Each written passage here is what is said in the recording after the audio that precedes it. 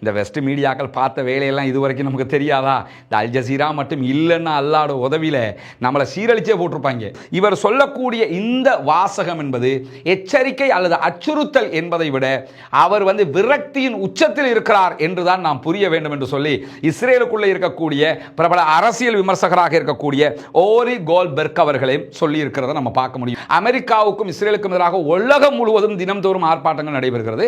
அதே போன்று இஸ்ரேலுக்கு உள்ள இஸ்ரேலிய அரசாங்கத்துக்கு எதிராக டெய்லி இந்த ஆர்ப்பாட்டம் நடைபெறுகிறது. இந்த ஆர்ப்பாட்டங்களை பிபிசி காட்டி நீங்க பார்த்திருக்கிறீங்களா? எப்பயாவது ஒரு நாள் காட்டுவாங்க. டெய்லி காட்டுறதை பார்க்கிறீங்களா? அல்லது ஒரு பெரிய செய்தியாக காட்டி பார்க்கிறீங்கன்னா பார்க்க மாட்டீங்க. இன்றைக்கு ஒரு முக்கியமான செய்தியும் நடைபெற்றிருக்கு. அதற்கு முன்பதாக இஸ்ரேலுடைய தாக்குதல்களை நிறுத்த கோரி பைத் லாஹியாவுல பாலஸ்தீனர்கள் போராட்டம் நடத்தினார்கள்.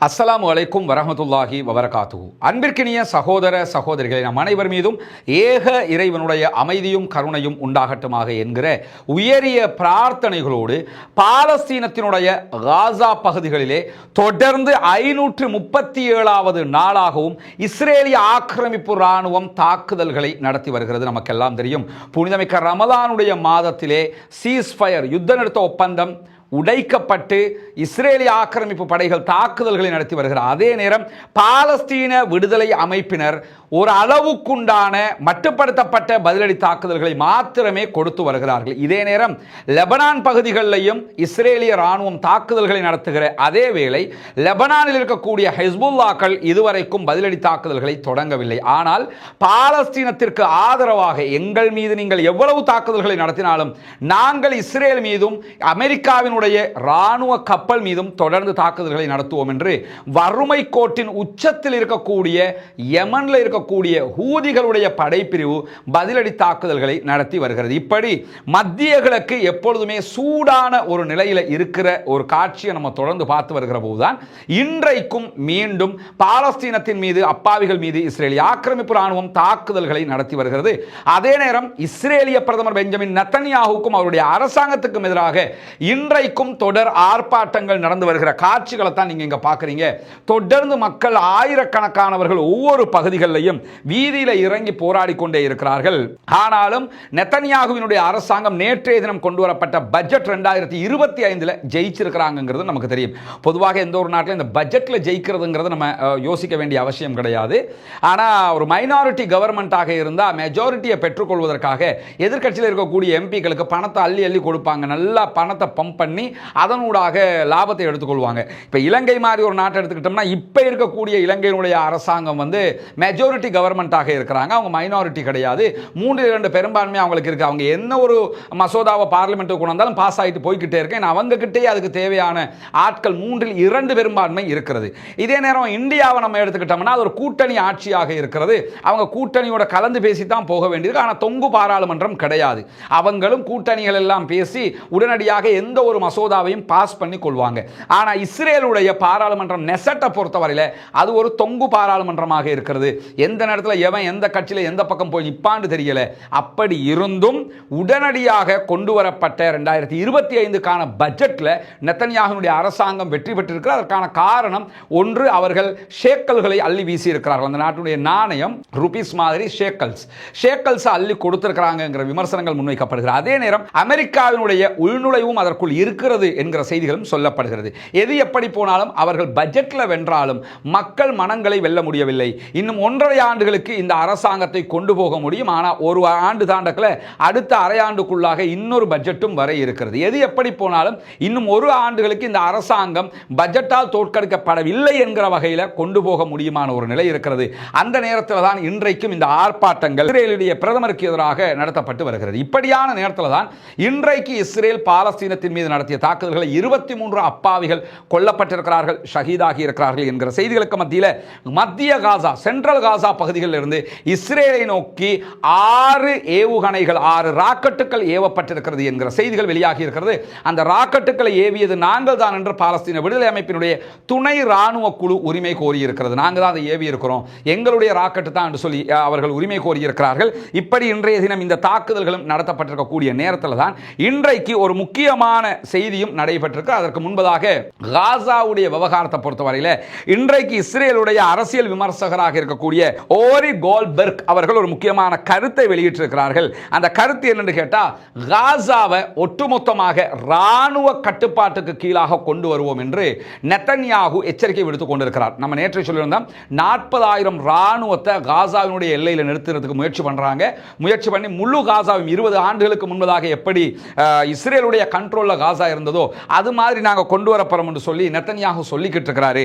இவர் சொல்லக்கூடிய இந்த வாசகம் என்பது எச்சரிக்கை அல்லது அச்சுறுத்தல் என்பதை விட அவர் விரக்தியின் உச்சத்தில் இருக்கிறார் என்றுதான் நாம் புரிய வேண்டும் என்று சொல்லி இஸ்ரேலுக்குள்ள இருக்கக்கூடிய பிரபல அரசியல் விமர்சகராக இருக்கக்கூடிய ஓரி கோல்ட்பெர்க் அவர்களையும் சொல்லி இருக்கிறத நம்ம பார்க்க முடியும். ஏன்னா இவர் காசாவை கைப்பற்ற போறேன்னு சொல்லி பெரிய வெற்றிட மமதியில் எல்லாம் அவர் சொல்லல, விரக்தியில போய் நிற்கிறாரு. நமக்கு பணைய கைதிகளை மீட்டுக்கிட்டு வர முடியல, பாலஸ்தீன விடுதலை அமைப்பை அழிக்க முடியல, முழு தோல்வியாக யுத்தத்தில் நம்ம நிற்கிறோம். அப்ப என்ன பண்றது? எல்லா ராணுவத்தையும் கொண்டு அங்க குமிச்சு மொத்தமா ஆக்கிரமிச்சிருவோம். அப்போவாவது கொண்டு வர முடியுமானா அப்போதும் பெஞ்சமின் நெத்தன்யாகுவால் அவர்களை மீட்டு கொண்டு வர முடியாது. ஏன்னா பங்கருக்குள்ள போயிட்டாங்கன்னா பங்கருக்குள்ள அந்த 40,000 ராணுவத்தை உள்ள அனுப்ப போறியா? எதுவுமே நடக்க முடியாது. எனவே அதுவும் தோல்வியாக முடியும் என்பதுதான் ஓரி கோல்ட்பெர்க் அவர்களுடைய வாதமாக இருக்கக்கூடிய நேரத்தில் இன்றைக்கு நீங்க நிறைய பேர் பரபரப்பான ஒரு செய்தியை பார்த்திருப்பீங்க. எனக்கும் ஒரு நூற்றுக்கணக்கான சகோதரர்கள் வாட்ஸ்அப்ல அனுப்பி கேட்டுக்கிட்டே இருக்கிறாங்க, இது உண்மையாண்டு. அது என்னன்னு சொன்னா, பாலஸ்தீன விடுதலை அமைப்புக்கு எதிராக காசாவுக்குள் ஆர்ப்பாட்டம் ஒன்று நடைபெற்றிருக்கிறது என்பதுதான் அந்த செய்தியாக இருக்கு. அது உண்மையா, அதனுடைய பின்னணி என்ன என்பதை நாம் தெரிந்து கொள்ள வேண்டும். பொதுவாக உங்களுக்கு தெரியும், அமெரிக்காவுக்கும் இஸ்ரேலுக்கும் எதிராக உலகம் முழுவதும் தினம்தோறும் ஆர்ப்பாட்டங்கள் நடைபெறுகிறது. அதே போன்று இஸ்ரேலுக்கு உள்ள இஸ்ரேலிய அரசாங்கத்துக்கு எதிராக டெய்லி இந்த ஆர்ப்பாட்டம் நடைபெறுகிறது. இந்த ஆர்ப்பாட்டங்களை பிபிசி காட்டி நீங்க பார்த்திருக்கிறீங்களா? எப்பயாவது ஒரு நாள் காட்டுவாங்க, டெய்லி காட்டுறதை பார்க்குறீங்களா? அல்லது ஒரு பெரிய செய்தியாக காட்டி பார்க்குறீங்கன்னா பார்க்க மாட்டீங்க. அதே மாதிரி வால் ஸ்ட்ரீட் ஜேர்னலாக இருந்தாலும் சரி, டைம்ஸாக இருந்தாலும் சரி, எந்த ஒரு பத்திரிகை, ஈவன் தமிழ்நாட்டினுடைய எந்த ஊடகங்களாவது இதை காட்டுதான்னு பார்த்தீங்கன்னா காட்டலை. இன்னைக்கு கூட நம்ம நிறைய சகோதரர் அனுப்பியிருந்த வீடியோக்களில் தமிழ்நாட்டுடைய மாலை மலரை நான் பார்த்துருந்தேன். அது மாலை மலம்ங்கிறது நமக்கெல்லாம் தெரியும். அவங்க அந்த செய்தியை வெளியிட்டிருந்தாங்க. பாலஸ்தீன விடுதலை அமைப்புக்கு எதிராக பாரி ஆர்ப்பாட்டம், மக்கள் திரள் என்று செய்தியை போட்டிருந்தாங்க. அதே மாதிரி ஏஎஃப்பி போட்டிருந்தாங்க, ராய்ட்டர் போட்டிருந்தாங்க. இப்படி நிறைய வெஸ்டர்ன் மீடியாக்கள் எல்லாமே, ஆங்கில ஊடகங்கள் பாலஸ்தீன விடுதலை அமைப்புக்கு எதிராக பாலஸ்தீன மக்கள் களத்தில் இறங்கி இருக்கிறார்கள் என்று செய்தி போட்டிருக்கிறாங்க. அதே நேரம் அதை அப்படியே வாந்தி எடுக்கக்கூடிய தமிழ் ஊடகங்களும் அதே செய்திகளை போட்டிருக்காங்க. உண்மையில் அங்கு நடந்தது என்ன என்பது இங்கு நாம விரிவாக பார்க்க வேண்டிய ஒரு செய்தியாக இருக்கிறது. உண்மையிலேயே பாலஸ்தீனத்தில் பைத் லாகியாங்கிறது நார்த் காசா, வடக்கு காசாவில் இருக்குது. பைத் லாகியா பகுதிகளில் தான் ஒரு பாரிய ஆர்ப்பாட்டம் நடைபெற்றது. இங்க நீங்க பார்க்கலாம், இந்த செய்தி அல் ஜசீரா வெளியிட்டிருக்கக்கூடிய ஒரு செய்தியினுடைய முகப்பு தான் நீங்க பார்க்குறீங்க. போட்டோஸ் போட்டு நிறைய போட்டோஸ் அவங்க இணைச்சிருக்கிறாங்க. அதில் என்ன சொல்றாங்கன்னா, செய்தியில் நீங்க தலைப்பை பாருங்க, protesters in Baith லாகியா call for an end to Israeli attacks. இஸ்ரேலுடைய தாக்குதல்களை நிறுத்த கோரி பைத் லாகியாவுல பாலஸ்தீனர்கள் போராட்டம் நடத்தினார்கள். போராட்டத்தினுடைய குறிக்கோள் என்னன்னா, யுத்தத்தை நிறுத்துங்க, தாக்குதலை நிறுத்துங்க, எங்க மேல அட்டாக் பண்ணாதீங்கிறதான் போராட்டத்தினுடைய கருப்பொருளாக இருந்தது. இங்க நீங்க பார்க்கலாம், போராட்டக்காரர்கள் போராட்டத்தில் சேர்ந்திருக்கக்கூடிய காட்சிகளை நீங்க இதுல பார்க்குறீங்க. இதுவெல்லாம் போராட்டத்திலே கலந்து கொண்டவர்கள் வைத்துக் கொண்டிருந்த பேனர்களாக இருக்கிற ஸ்டாப் வார் என்று போட்டிருக்கிறாங்க. அதையே அரபுல போட்டிருக்கிறாங்க. இங்க நீங்க பார்க்கலாம், பைத் லாகியா சிட்டியிலேயே இந்த ஆர்ப்பாட்டத்தில் பங்கெடுத்திருக்கக்கூடிய காட்சியை தான் நீங்க பார்க்குறீங்க. இதெல்லாம் அந்த ஆர்ப்பாட்டத்தில் கலந்து கொண்டவங்க இருக்கக்கூடிய காட்சிகளை அல் ஜசீரா வெளியிட்டிருப்பதை தான் நீங்க பார்க்குறீங்க. இந்த ஆர்ப்பாட்டத்தில் வைக்கப்பட்டிருக்கக்கூடிய புகைப்படங்கள் நீங்க பார்க்கலாம். எல்லாம் அரபுல நிறைய புகைப்படங்கள், இந்த மாதிரி காட்சிகளோடு அவங்க வச்சிருக்கிறாங்க. நான் பார்த்த வகையில் எந்த ஒரு புகைப்படத்திலையும் பாலஸ்தீன விடுதலை அமைப்புக்கு எதிரான வாசகங்கள் இல்லை. ஆனால் உண்மையிலே என்ன நடந்தது என்று சொன்னால், இந்த ஆர்ப்பாட்டத்தை பொறுத்தவரையில் அல் ஜசீரா வெளியிட்டிருக்கக்கூடிய செய்தியில் என்ன சொல்றாங்கன்னா, காசா மீதான இஸ்ரேலுடைய தாக்குதல்களையும் முற்றுகையும் நிறுத்த கோரி நூற்றுக்கணக்கான மக்கள் போராட்டத்தில் ஈடுபட்டார்கள் என்று சொல்லியிருக்கிறார்கள். இன்னொரு செய்தியில் கிட்டத்தட்ட 2000+ மக்கள் கலந்து கொண்டார்கள் என்று அல் ஜசீரா ரிப்போர்ட் பண்றாங்க. ரிப்போர்ட் பண்றது மட்டுமல்லாம பைத் லாகியா, பைத் ஹனூன், ஜபாலியா ஆகிய 3 பகுதிகளில் ஆர்ப்பாட்டங்கள் நடைபெற்றது. 3 பகுதிகளிலும் நிறைய மக்கள் கலந்து கொண்டார்கள். ஒவ்வொரு இடத்திலும் ஆயிரக்கணக்கான மக்கள் கலந்து கொண்டார்கள் யுத்தத்தை நிறுத்த சொல்லி அப்படின்னு சொல்லியிருக்கிறாங்க. இந்த போராட்டத்தை வஃபா நியூஸ் ஏஜென்சியும் மிக தெளிவாக வெளியிட்டிருக்கிறாங்க. அல் ஜசீராவை விட வஃபா நியூஸ் ஏஜென்சியும் அல் குதுஸ் நெட்வொர்க்கும் வெளியிட்டிருக்கக்கூடிய செய்திகள் இன்னும் விரிவாகவே இருக்கிறது, அரபிலையும் இருக்கிறது. இந்த நிலையில தான் அந்த ஆர்ப்பாட்டத்தில் வைத்திருந்த வாசகங்கள் எல்லாம் பார்த்தீங்கன்னு சொன்னா, நாங்கள் சாக விரும்பவில்லை, நாங்கள் சாவதற்கு மறுக்கிறோம் என்கிற வாசகம் அதில் இடம்பெற்றிருந்தது. அதே போன்று எங்களுடைய குழந்தைகளுடைய ரத்தம் மலிவானதல்ல, எங்க குழந்தைகளுடைய பிளட் வந்து சீப் கிடையாது அப்படின்னு சொல்லி வாசகங்கள் இருந்தது. அதே போன்று யுத்தத்தை நிறுத்து அப்படிங்கிற ஸ்டாப் வார் என்கிற அந்த வாசகம் ஆங்கிலத்திலும் அரபிலையும் இருக்கிறது. அதே போன்று நீங்க பார்த்தீங்கன்னா இடப்பெயர்ச்சி அகதிகளாக எங்களை மாற்றுவது போதும், நாங்கள் வாழ விரும்புகிறோம் என்கிற வாசகங்கள் அதிலே இருக்கிறது. முற்றுகை கடுமையானது என்ற வாசகம் இருக்கிறது. உணவு இல்லை, பாதுகாப்பு இல்லை, தண்ணீர் இல்லை என்கிற வாசகம் ஒரு பேனர்ல இருக்குது. பணம் கூட இல்லை, இந்த நிலைமை போதும், நாங்க கண்ணியத்தோட வாழ விரும்புகிறோம் என்பதுதான் அதில் இருக்கக்கூடிய வாசகமாக இருக்கிறது. இப்படி நிறைய வாசகங்கள் இருக்கிறது. நான் தேடி பார்த்த வகையில் அந்த ஆர்ப்பாட்டத்தில் வைக்கப்பட்டிருந்த எந்த பேனர்லையும் பாலஸ்தீன விடுதலை அமைப்பினுடைய பெயர் கிடையாது, பாலஸ்தீன விடுதலை அமைப்பு வெளியேறு என்கிற வாசகம் கிடையாது, பாலஸ்தீன விடுதலை அமைப்புக்கு எதிரான எந்த ஒரு போட்டோவும் அதில் இல்லை. பட் என்ன நடந்தது என்று சொன்னால், 3000 பேர் பங்கெடுக்கக்கூடிய ஒரு ஆர்ப்பாட்டம், 3 இடங்களில் நடைபெறுகிற ஆர்ப்பாட்டம், யுத்தத்தை நிறுத்து என்றுதான் ஆர்ப்பாட்டம் நடைபெறுகிறது. அல் ஜசீரா இரண்டையும் சரிசமனாக செய்தியாக வெளியிடுகிறது. வஃபா நியூஸ் ஏஜென்சி மிக தெளிவாக வெளியிடுகிறது. குதுஸ் நெட்வொர்க்கும் மிக தெளிவாக செய்தி வெளியிடுறாங்க. அரபு ஊடகங்கள் பலதும் மிக தெளிவாக செய்தியை வெளியிட்டிருக்கிறாங்க.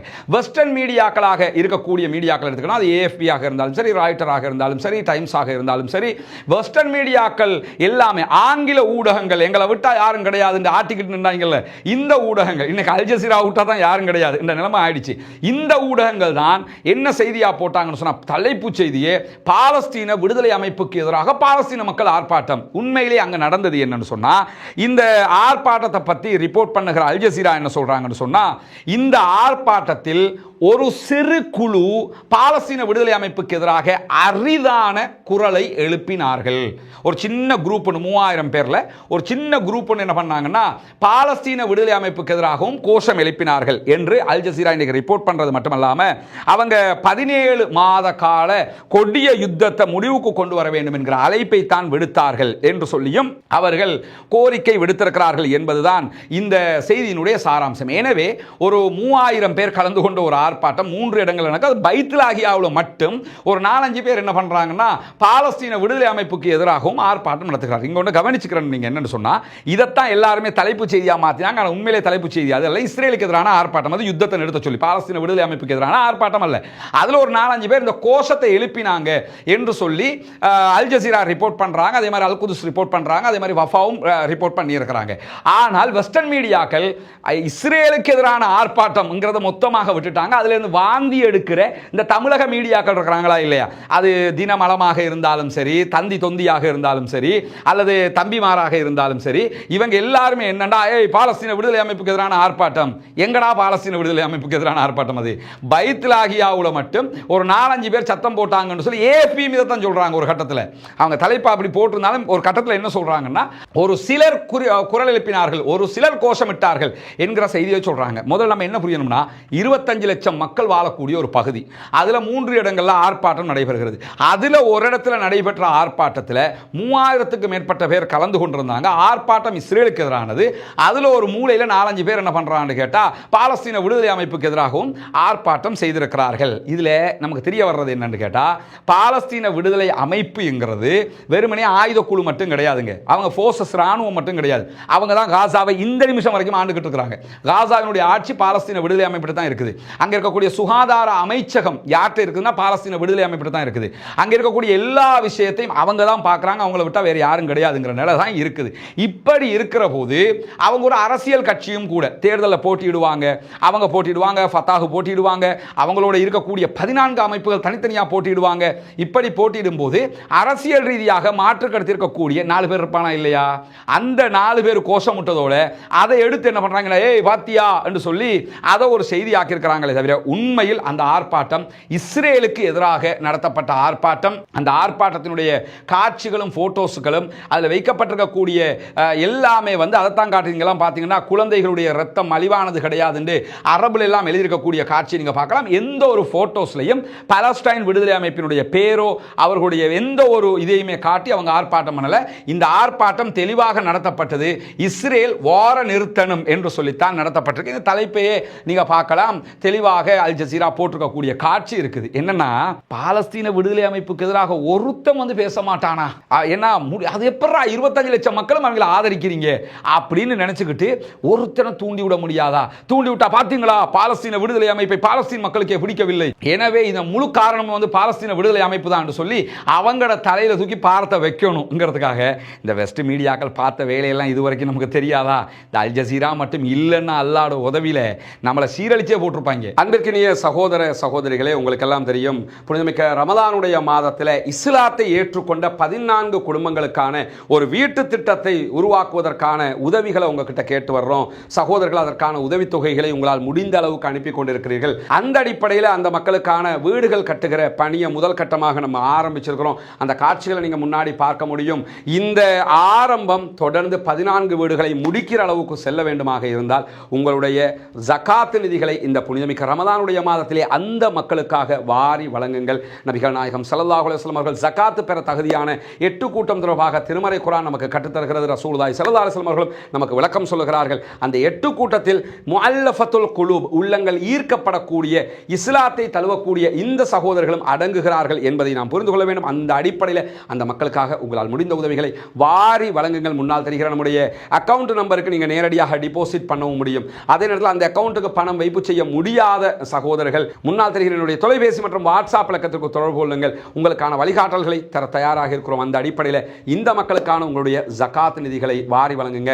இன்னும் சில நாட்கள் மட்டுமே, கடைசி 10க்குள்ள நம்ம வந்துட்டோம், சில நாட்கள் மட்டுமே இருக்கிறது. எனவே அந்த மக்களுக்கான உங்கள் ஜகாத்துக்களை தர மறந்து விடாதீர்கள். புனிதமிக்க ரமதானுடைய மாதத்திலே ரசூலுல்லாஹி ஸல்லல்லாஹு அலைஹி வஸல்லம் அவர்கள் வீசுகின்ற காற்றை விட வேகமாக தர்மம் செய்வார்கள் என்று நபிமொழிகளில் நம்ம செய்திகளை பார்க்க முடிகிறது. எனவே அந்த அடிப்படையில் அந்த மக்களுக்காக உதவுவதற்கு தயாராகுங்கள். முன்னால் இருக்கிற என்னுடைய தொலைபேசி மற்றும் வாட்ஸ்அப் இலக்கத்துக்கு தொடர்பு கொள்ளுங்கள். தொடர்பு கொண்டு உங்களால் முடிந்த உதவிகளை வாரி வழங்குங்கள். இந்த பாலஸ்தீன விவகாரத்தை அப்படியே துண்டு துண்டா உடைச்சு வீசிருப்பாங்க. இத்தனை ஆண்டு காலம் நானோ நீங்களோ யாரோ அத்தனை பேருமே பாலஸ்டைன் ஒரு நாடு இருக்குன்னு தான் நினைச்சுக்கிட்டு இருந்தோம்.